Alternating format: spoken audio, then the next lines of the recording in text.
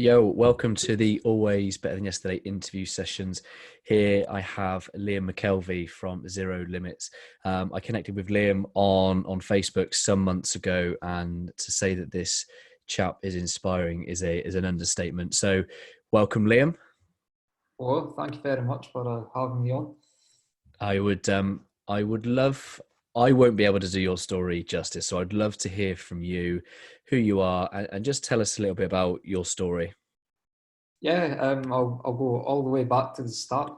It was the day before my second birthday. I felt ill. My family took me to the hospital, and it turned out that I had meningococcal septicemia, which is basically a hybrid of meningitis and sepsis. So it's a pretty horrific disease. Not many people survive it. But I'm from Dundee in Scotland myself, and the hospital in Dundee said, we can't treat this. This is way beyond our expertise. So they put me in an ambulance and gave me a police escort through to York Hill Children's Hospital in Glasgow. The way meningococcal septicemia works is that, for the most part, it starts to block the blood and clot the blood from starting at the toe tips and the fingertips. And it slowly works its way up the limbs, killing them off, blocking the blood flow. And basically, when it gets to your vital organs, that's game over. But there's not many ways of stopping it, in truth. So by the time that we arrived in Glasgow, my limbs had turned almost jet black. They were dying off. And there was like other spots around my body that were just, the circulation wasn't getting to. So and when we arrived in Glasgow, the doctors confirmed that this was the worst case that they'd seen in years, probably decades. And I wasn't going to survive. I was as good as dead. But they said if I did survive, which wasn't going to happen, but if I did, I would probably be severely brain damaged, probably to the extent that I wouldn't be able to see, speak, or hear. So they put me in a medically induced coma, went to the drawing board and started thinking of ways to try and save my life. The first suggestion was a new medication that had been tried a handful of times around the world, and it would attempt to thin the blood and let the blood flow back into the dying limbs and the other dying parts of my body. But the catch was, in the handful of times that this new drug had been used, it thinned the blood to the point that it no longer served the purpose, and the patient died. So my family, they took the risk, and as you can see, it didn't kill me, but it didn't stop the disease. It didn't stop the disease. So they went back to the drawing board and they said, look, do you know what, there's only one last thing we could try to do, and that was to amputate the limbs above the point that they were dying off and hope that it worked. And fortunately it did. But the price I paid for that was missing both hands and both feet. My right arm through the elbow, left arm above, and both legs below the knee. In a way, actually, I see myself as lucky, because in truth, I should be dead. If you look at the statistics, I was a goner. Not only that, I have just enough remaining limbs to do pretty much everything myself without many adaptations. Prime example being that right now I'm in my own flat, my own accommodation. The only adaptation I've got in this entire house is the blinds behind me. The cords were too high when they came. Nobody could reach them. Even people with hands couldn't reach them. So I got my family to tie a longer piece of string. But other than that, just by holding my two arms together, I can do pretty much everything. I joke that I've not got any hands, but by holding a pencil between my two arms, I've got better handwriting than most people with hands. So Wow. Growing up, I basically just had to kind of keep pushing myself, because if I didn't push my own boundaries, I wouldn't really know what I was capable of doing. And thanks to that, I'm now able to do most things that you really need to be able to do in life. So I had, throughout the majority of my life, I've just had a kind of can-do attitude. And Where's that come from? where does it come from? I've not really got many other options, to be honest. I kind of have to have this attitude, because when you have a severe disability, you can't give up at the first hurdle, because chances are you're going to fall down at the first hurdle, the second hurdle, the third, fourth. It takes time, like endless time, learning just how to do basic things. And so, for example, I joked about having half decent handwriting, but that wasn't always the case. Sure. I've held a pen and pencil many different ways throughout my entire life, and it's just through trial and error. And I realised from a young age that, look, you know what, if you don't keep trying, you're not going to be able to do it. So you need to sometimes push yourself beyond that kind of hesitation. And because we all know what it's like to fail or to face rejection, and it's enough to break most people, to be honest. But thing is, if you keep pushing beyond it, you learn wonderful things. It's pushing your comfort zone. You learn new skills and become more adept at handling life, and that's basically where it comes from. It's this knowledge that if I don't have a can-do attitude, life's going to be extremely difficult for me. And I had even with this attitude, it still has its struggles. So that's amazing. And so that was when you were 2. How old are you now, and what are you doing with your time? I'm 23, and I'm primarily a motivational speaker. I'm just going to start doing workshops as well. I've just developed a workshop just a few weeks ago.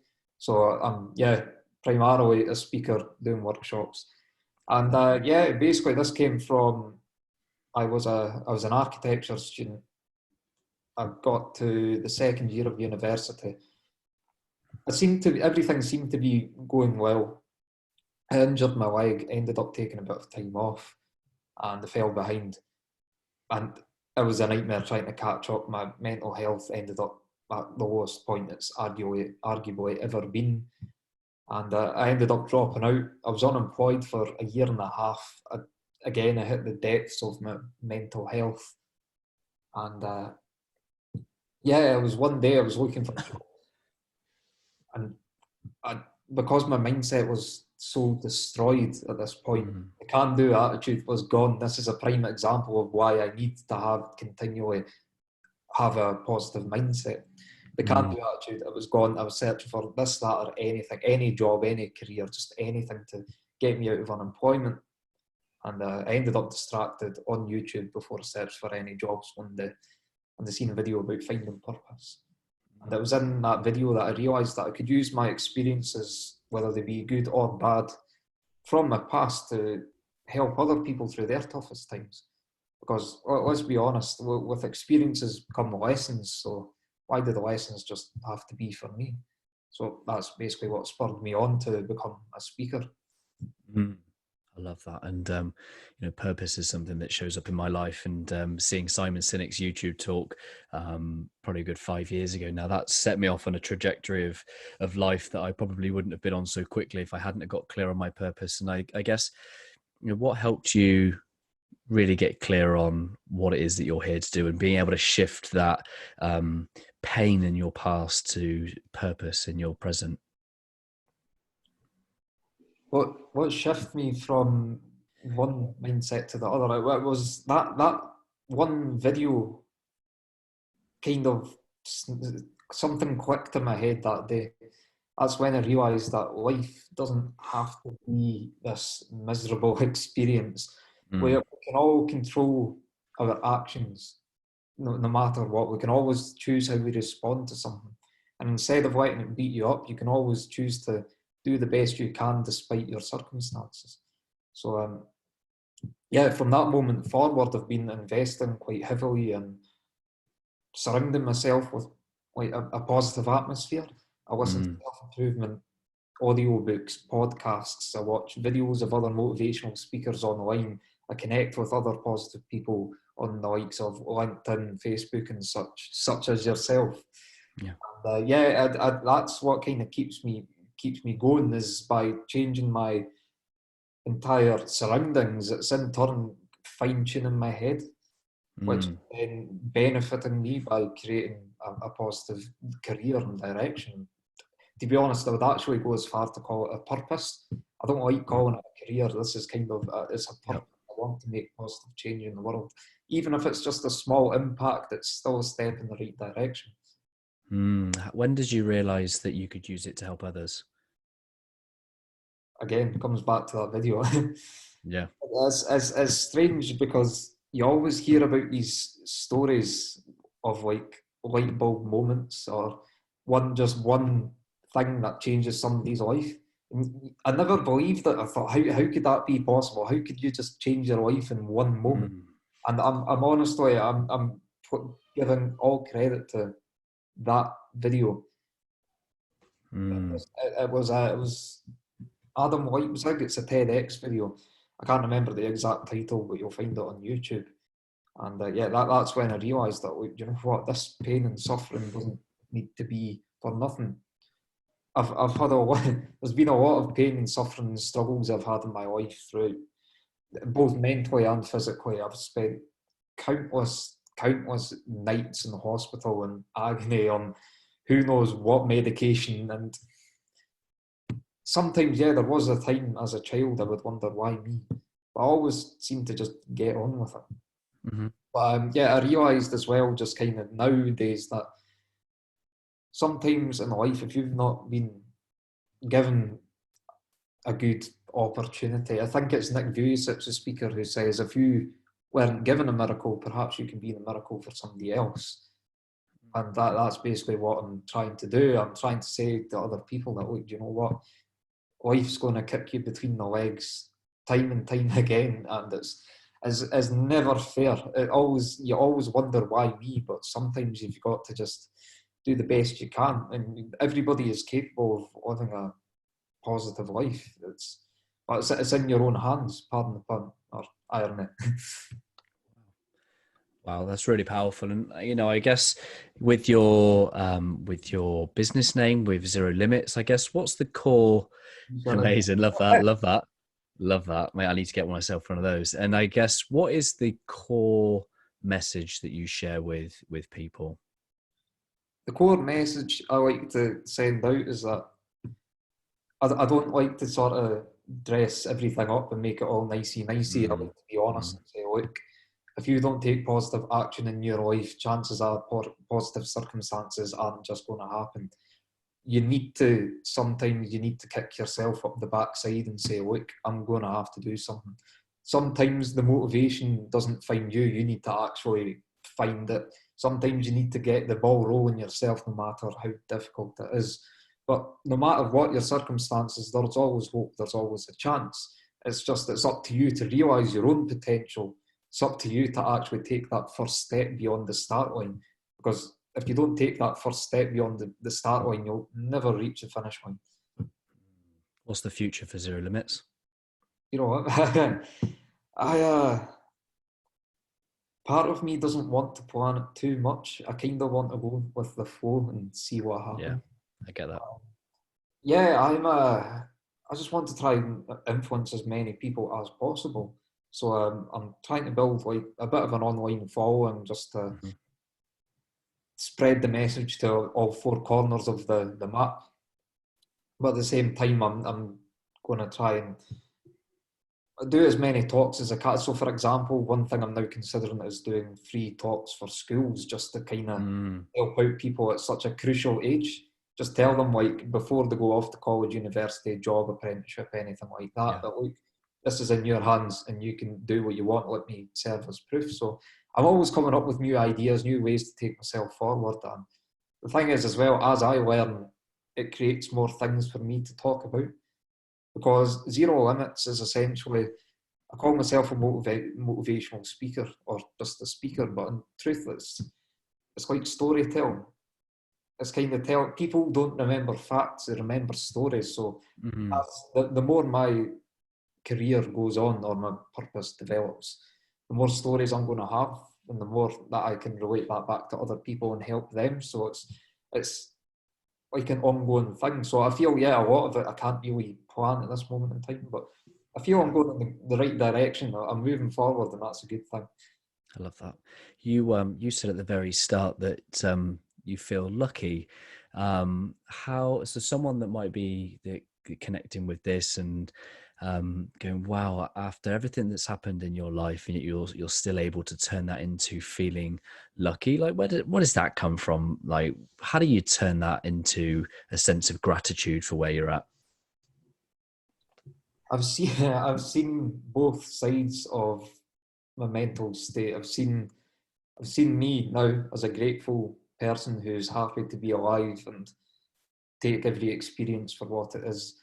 And I've seen me at the depths of depression where I was extremely ungrateful and I hated my own body, my own image. I didn't want to leave the house. And I feel that being grateful always has better results.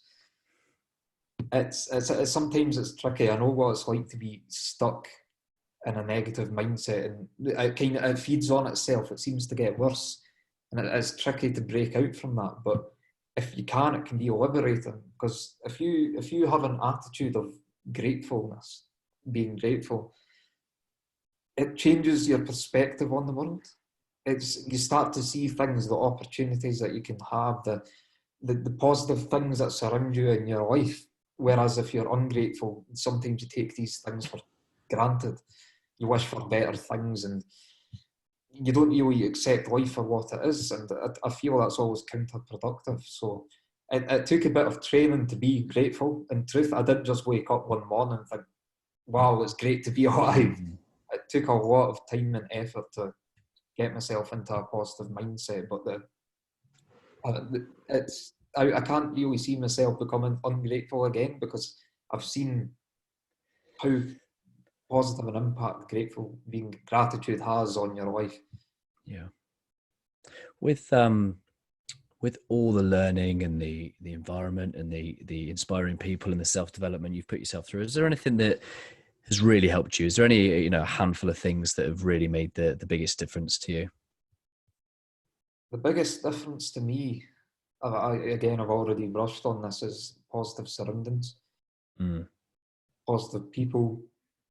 Any way that you can add positivity into your life, that's, to me, is what helps the most. Yeah, love that. How can people connect with you? How can people find out what you're doing and follow your journey?